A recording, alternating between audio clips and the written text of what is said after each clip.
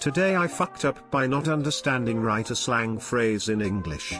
I don't live in the US, so my native language isn't English. There are some guys from USA who I talk to while playing GTA on PS. So we were talking, when suddenly one of the guy's brother came to his room and hit him, not hard toe, you know, brothers, to make him die in the game. It was kinda funny and we were laughing at him and he was laughing too. While everybody were laughing, I wanted to say that my brother does it to me too sometimes, so I said like, haha, my brother also beats me off sometimes. So apparently to beat off does not mean the same as to beat, as you might know. Everybody went silent and I didn't understand why. And one of the guys understood what I meant and said, do you even know what beat off means? And I was like, the same as to hit? Question mark. So everybody were laughing hard and he explained to me what it actually means. I was embarrassed as fuck and didn't talk much after it. I feel a little insecure now to talk to them as my English might not be good enough. Too long didn't read. I thought that to beat off is the same as to beat and the guys were laughing at me. Edit, oh my god, just woke up to this. Thank you guys for the love and awards. It's okay, my Spanish co-worker needed to cancel a transaction and she needed a manager to do it. She was waiting when I walked in asking what's going on. She said, I'm waiting for an abortion. I was like, what? Oh. You need to abort the transaction. Okay. Everyone thought it was hilarious. Language barriers are sometimes comical. When I first moved to the US, I didn't know that going out with someone meant dating that person. I was walking my then girlfriend home after school, and a mutual friend seeing us hold hands asked if we were going out together. To which I replied, no, we're just walking. Girlfriend broke up with me fairly soon after that. It wasn't until 7 to 8 years when I suddenly remembered that interaction, and I was like, oh. Don't be insecure. It was a funny mistake, and your English sounds great otherwise. English can be tricky. They weren't laughing at you for making a mistake, they were laughing at how funny the implication of your mistake was. Yeah, don't beat yourself off about it. Edit, special thanks to you/Turtle in our tracksuit for his reply. It happens to everyone, even in their native languages. My nana worked with a bunch of younger girls, and they were all eating lunch at the same time, and Nana overheard them talking about how much they hate thongs. She chimes in an agreement about how they just rub her raw and how much sand gets in them. They just looked at her horrified, thinking this 70-year-old woman is wearing a thong that rubs her raw. It was several days before she mentioned in passing that the girls at work hated thongs too, and my mom has to let her know they were talking about underwear, not flip-flops. She was so embarrassed. Yeah. Flip-flops were called thongs when I was a kid, and then thong underwear started becoming popular and it changed. I'm an early 80s baby, so this wasn't even that long ago. My time to shine. My co-worker is from the Philippines. His whole family moved to the States when he was young. His English is fantastic. Parents still have trouble with slang terms, however. I show up at work one day, and he is just in tears laughing. I ask him what's up and he shows me the text his mom sent him. My friend co-worker had just finished some important nursing exams, and his mother texted him good luck. What his mom meant was break a leg. What she texted him said bust a nut. Don't feel bad op tongue. There was a Chinese fellow I used to work with. Absolutely hilarious guy, but his English was not totally on point. He was talking about getting a divorce, but didn't know the correct word, so it came out as, I cancel old wife and get new wife. Yes, hello. Is this the government? I'd like to cancel my subscription to my wife, please. No, I'm not interested in taking a survey.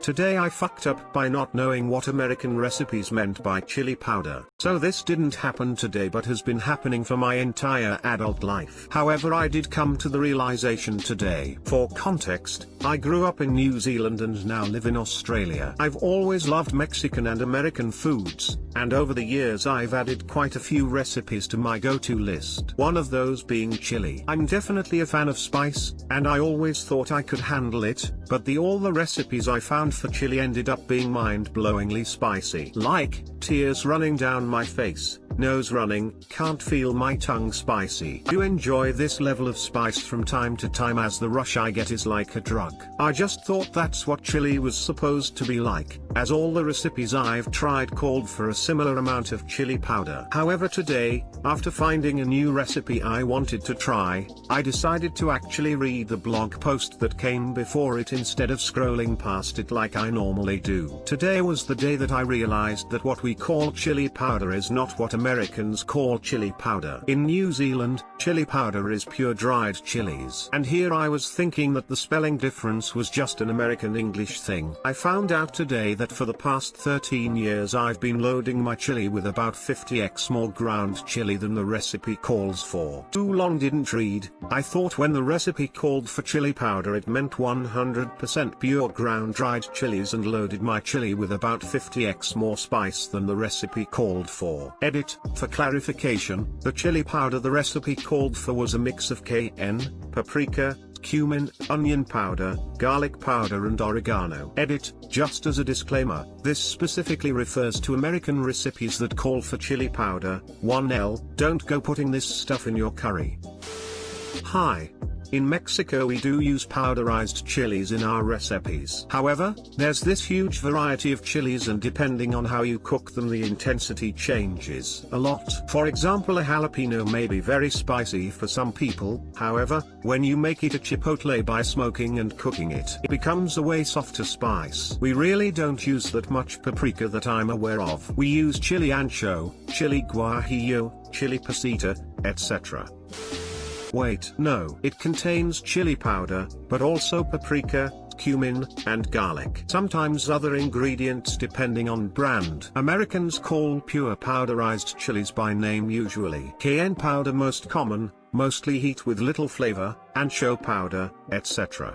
Please, guys, I'm sorry. I've been informed that the state of Texas has declared war on me for saying chili has beans.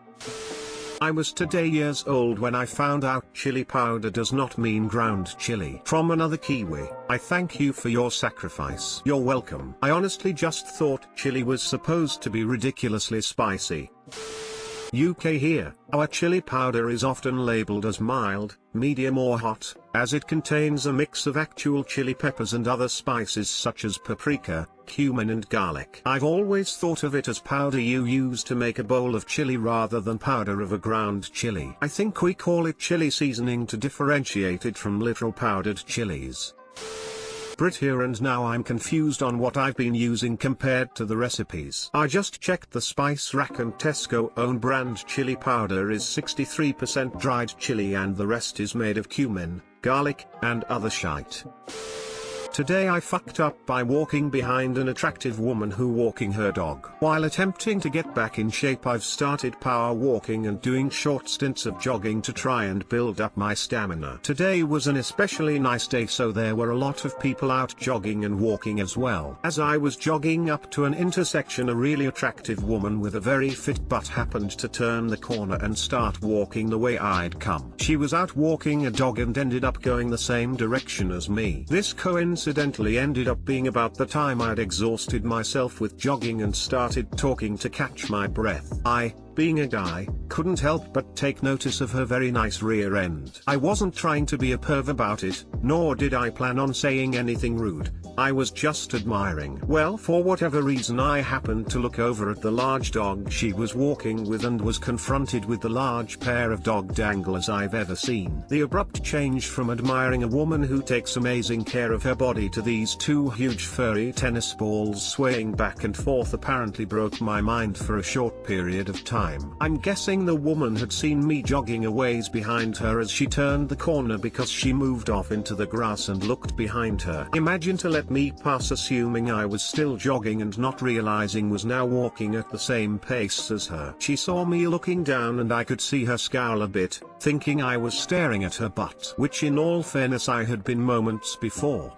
However, at that moment what she caught me staring at was her dog's obscenely large balls with what was probably a mixture mixture of shock and awe. Her scowl immediately faded and she started laughing so hard she had to stop walking because she almost walked into a street sign. I was at a complete loss of how to respond and was tempted to say I was looking at her butt as if that would somehow help me salvage my dignity. She eventually regained her composure. I blurted out some sort of apology and used the newfound adrenaline to jog most of the way home. But that's not all.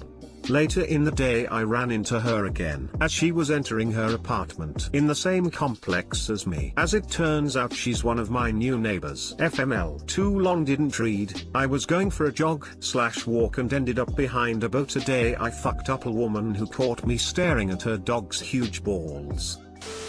Sue, are you getting married soon? Nah, the dog wasn't interested. Bring her some nice wine, and some tennis balls for the dog. Tell her you got her wine for housewarming and you got balls for the dog since you noticed they were his thing. The only sensible move now is to show her dog your balls. Tilda, don't forget to bring some peanut butter with you, Tilda. Come on Reddit, give this poor guy a comeback line for the next time they meet. I like your dog's balls. Dude, you're in, you don't even know it and you're in lol.